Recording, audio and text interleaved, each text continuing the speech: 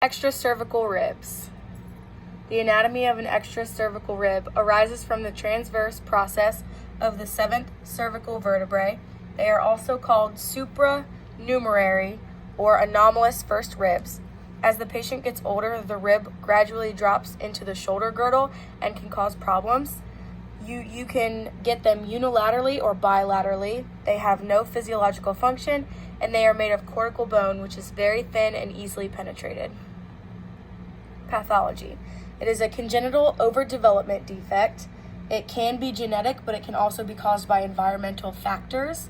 It happens when extra cells fail to atrophy, so they ossify and present as an elongated transverse process to form an extra rib, usually off of C7.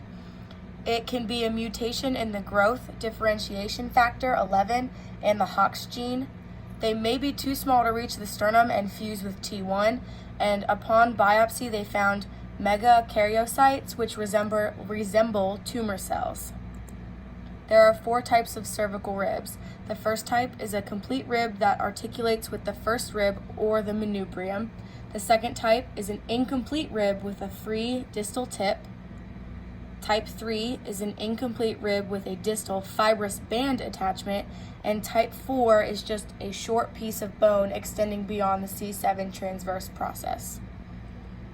Signs and symptoms.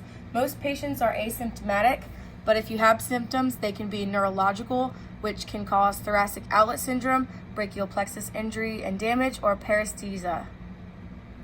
You can also have vascular disturbances, which would be Raynaud's phenomenon, which is the picture on the right.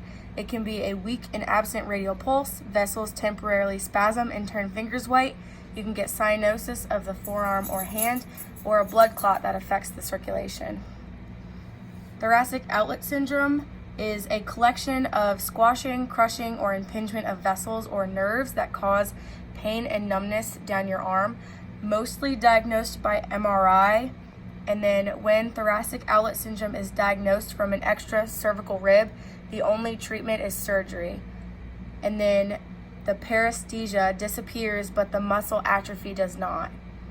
And then some treatments of thoracic outlet syndrome is active stretching exercises and posture, a TENS unit, mobilization of the first and second ribs, or removal of the extra rib.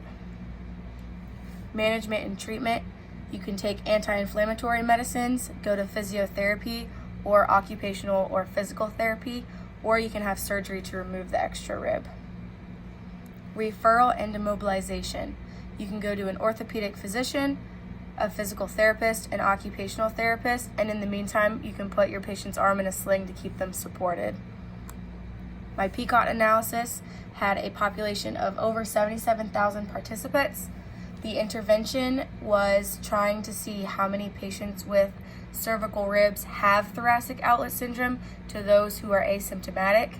The comparison was the thoracic outlet syndrome to asymptomatic, and then the outcome was 51.3% of the symptomatic patients have vascular thoracic outlet syndrome, and 48 have neurogenic thoracic outlet syndrome, while 29.5% of patients who have the extracervical ribs have thoracic outlet syndrome in general.